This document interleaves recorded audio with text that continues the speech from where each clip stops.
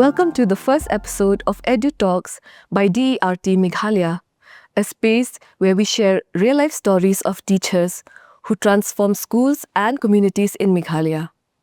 Today, we are here with Sir Batskhem Thabah, a former teacher of Raibah LP School Mausanram and a member of the Meghalaya School Leadership Academy. He first started teaching in 2017, where he taught in Kiddies Corner Secondary School. He later went on to become a tour guide at Chalo Hoppo, and then in 2021, he came back as an assistant teacher in the government of Meghalaya and was posted in a remote area in Raibah.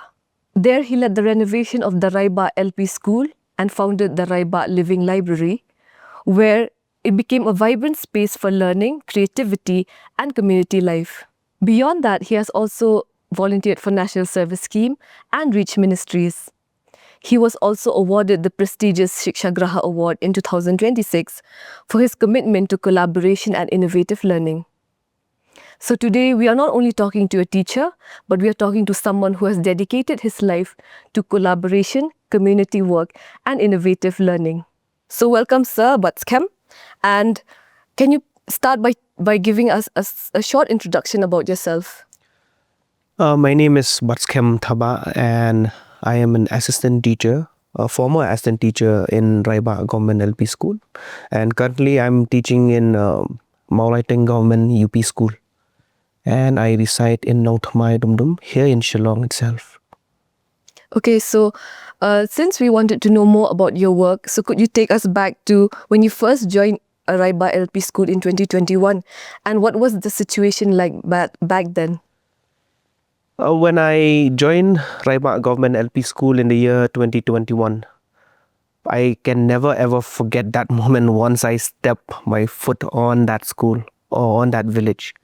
Based on my observation, that school and the school in Shillong, there's a yawning gap. There's so much difference. And as I stood there, I was looking around the vicinity of the school. I saw the roof was leaking, missing window, the bench was dusty. The school was unused for around 2 years because there was COVID and there were no school at that point of time, and also there was no teacher available. So that itself is the beginning of my new chapter in Raibah village. Okay, so at that moment, what made you realize that the school needed urgent change? So, like I've mentioned earlier, that there was a yawning gap. My experience in Shillong is so much different in rural area. They have been suffering a lot in terms of education. The infrastructure itself tells me about how the student has been suffering in that village. So that itself has drive me to work and to push further for the betterment of the students or the children or the village as a whole. So I had a meeting with the headman and the parents, and the children were there on that day. It was on 4th of May in the year 2021 where I had a meeting with the parents, and the headman and the children were also present that time. So I could see, when I look at the eyes of these children, they were longing for education. When I spoke to the parents, they wanted change. Yeah, so that's about it. Okay, so what about the other teachers at the school? Were they also interested in changing the school? I was the only teacher in that school that time. Oh, okay. I was the only teacher. I was surprised to know that I was the only teacher as well. So it was quite difficult for me at that time. I mean, there's a huge weight. You all of a sudden, that there's a huge weight, a huge burden on my shoulder. So I had to carry that forward. Okay, so how many classes were there? So in government LP school, usually there's class 1 to 5. So those are the classes that I had to take care of. So the Shiksha Graha Award recognized you for overcoming infrastructure delays and bringing the community together. So in what way were you able to bring the community together, including the parents and the villagers and the school students? At first, it all started with the sense of responsibility and duty towards the school. To better the school surrounding, I always encourage the children to go for a cleaning drive with an eye to make Raibah Government LP School a green school. At that point of time, I always wanted to make a green school. I was inspired by Green School Bali at that point of time. And that has made some change when it comes to cleanliness of the surrounding of the school and the vicinity of the school. We started planting trees, flowers, and so on. That has sent shockwave to the villagers that time. They were thinking, what is this person doing? Other than teaching, he's doing something else. Teaching our kids to plant trees and flowers, right? Some applaud me, some criticize for what I did, but I had to lead by an example. So I worked shoulder to shoulder with the parents when I renovated the school. So let me go back. How did I renovated the school? How did the renovation plan came into the picture? It was when my friends visited the school in the year 2021. We thought that why not do something about the school? So we went for a crowdfunding where we were able to collect some amount of money to renovate the school. And I took that money and I told the parents, I told the headman of the village that, I have this amount of money where me and my friend Ibari Hunmajao has been able to collect. And then we started the renovation in 2022. And I had to stay there. I worked shoulder to shoulder with the parents, few of the parents that time. And that itself have paved a way for many members of the village. And yes, so from there, they always participate in parents meeting, and whenever I need them in school, they would always give me a hand. Okay. So when you first started the initiative of building the school, were you looked at with suspicion? Because usually people from the village, they look at someone from the urban city as a threat to their community life. What was your experience like? Like I mentioned earlier, it has sent shockwave to the villagers as a whole, right? I mean, that is something that they have never ever experienced. Like I've said, some criticize me, some applaud me. Now, I had to do something about it. I always make time to go for home visit. I always make time to spend time with the elders and the parents while they are on the field. Or if they go for fishing also, I would go along with them just to understand their life, just to understand how they are living. And then, that itself has really created a relationship or a bond between me and them, and also a trust. So building that trust at the initiative stage is very, very important. And then all that mindset where you've asked me earlier, where suspicion or something like that did not arise anymore on the later stage. Okay. So after the school was built and after your initiative, did you feel excited that yes, the community owns this school now?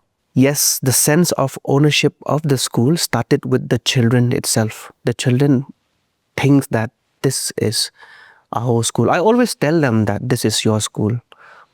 From children to parents. So bridging that gap has really made a change. So now when the parents or the villagers owns that school or have that sense of ownership, it really has an impact. So one of the most inspiring parts of your journey is the Raibah Living Library. So can you explain what it is and what inspired you to build it? When my journey has come to an end in Raibah Government LP School, it was quite a sad moment for me and for the children as well. Along all those years, right from 2021 to 2024, we always have these activities somewhat which is related to nature. There was a point of time when my children never had a pencil box. I told them to use a pencil tube instead, whereby they collect these bamboo and make it as a pencil tube, not a pencil box, where they can keep all these color pencil ruler, and so on. When we have midday meal, we always use areca leaf. So I always try to use these resources which is naturally there in the environment. Then I realized that village also has a lot of history in terms of Snap Singh's aim, who is one of the freedom fighter. Another thing is I noticed that they really use these wild and edible plants which is there in the village. So I always ask these students about all these things, gathering knowledge first. First, I always gather that knowledge for myself first to understand how much they utilize those wild and edibles. And then when my journey ended as a teacher in Raibah Government LP School, like I've mentioned earlier, the new beginning of Raibah Living Library start taking place. The concept was to preserve indigenous knowledge like storytelling session, wild and edibles, moral education. Those are the things which is I felt that is very, very important. So me along with my friend Kong Badap Biang Dakhar and Ibarihun Majao thought that why not do a project in terms of library, but a living library.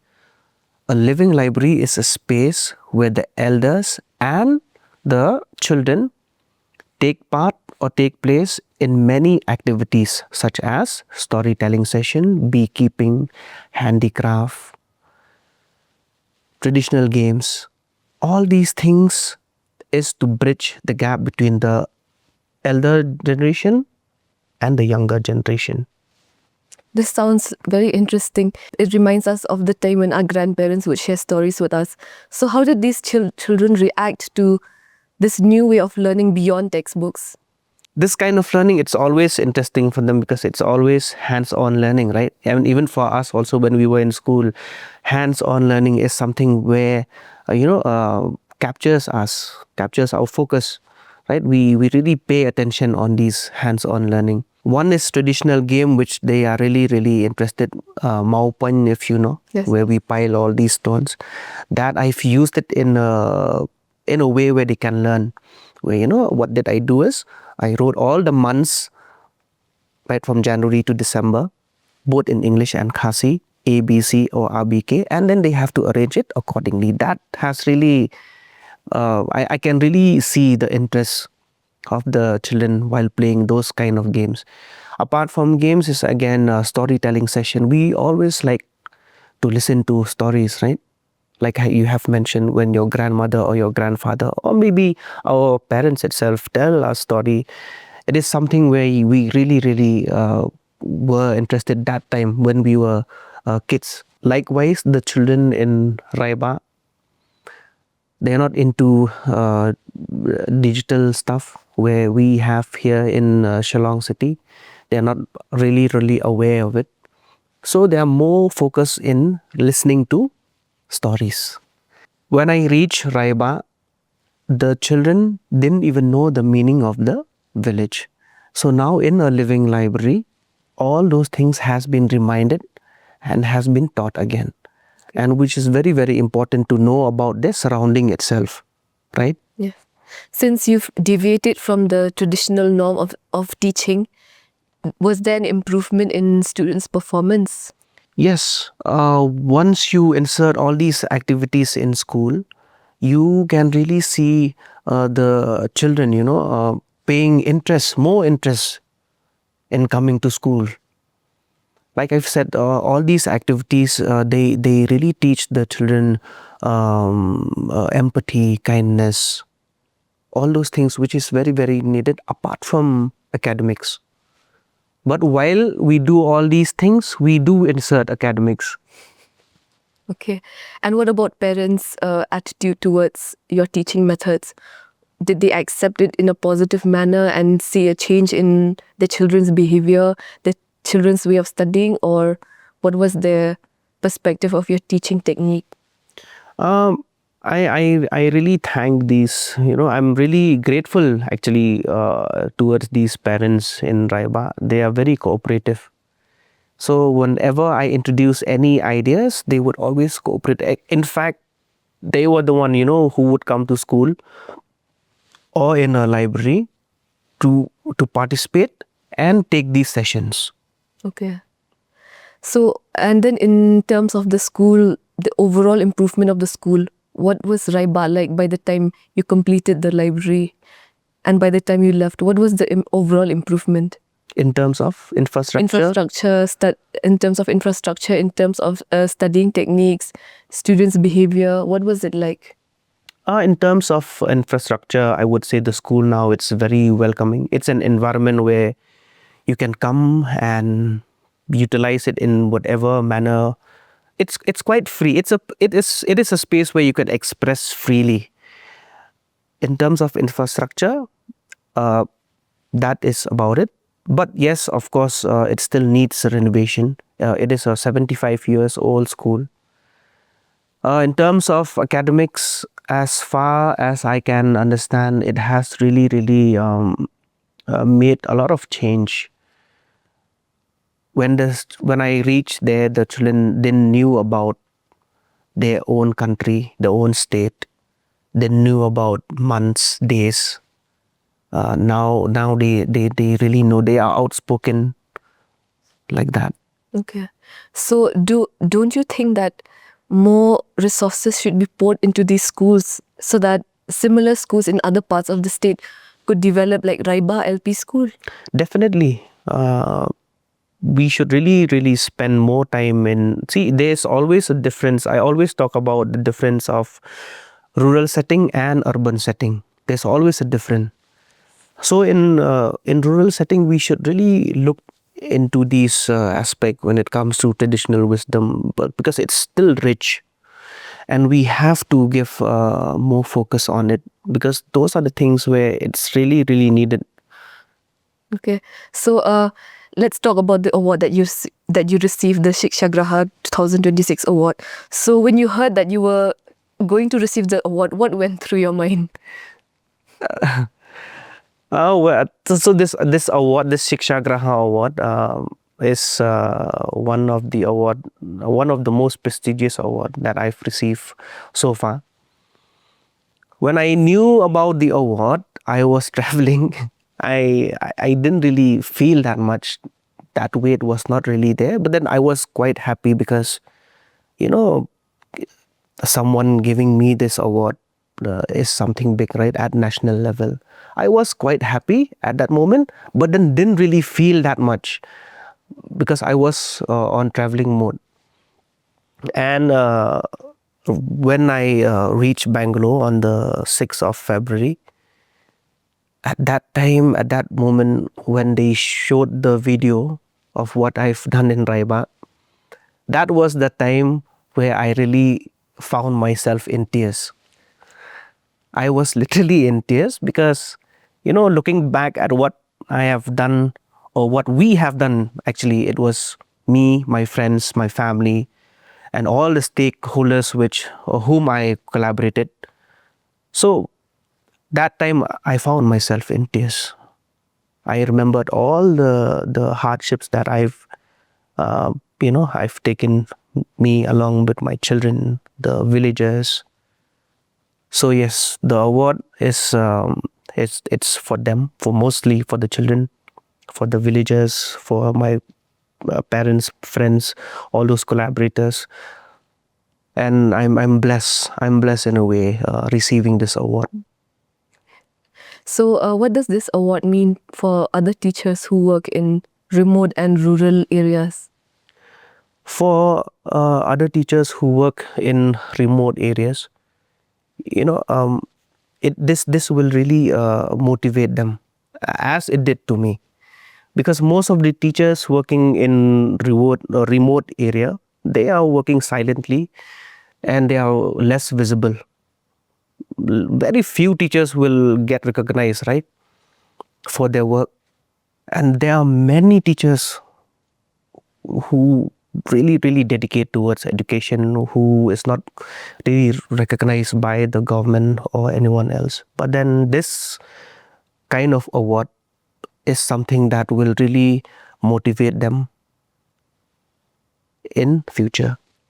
Okay. So, as you said earlier, that there are lots of other teachers working in remote villages who face similar problems.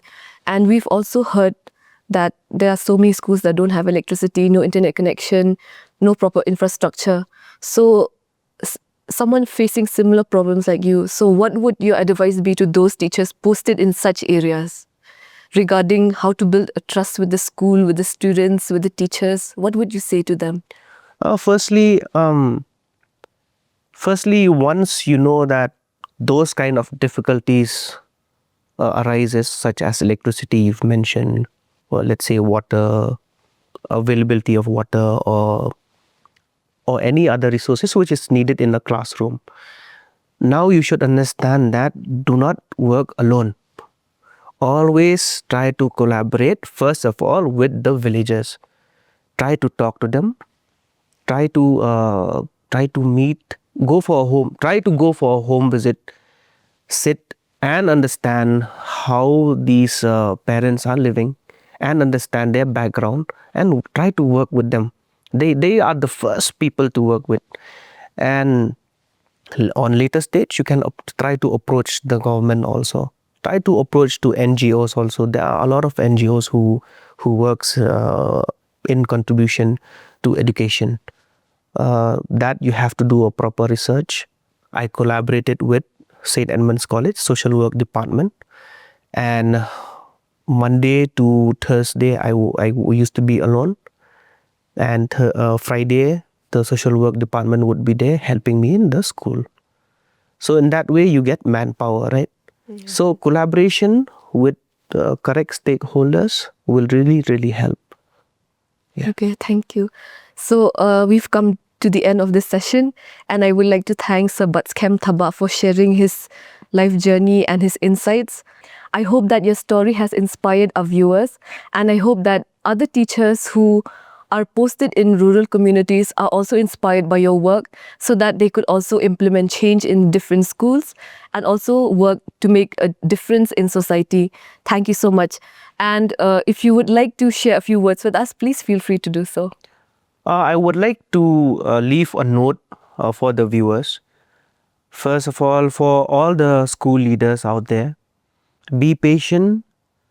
Little drop of water makes a mighty ocean. And another quote which I really love, I always meditate myself, which is from Mahatma Gandhi.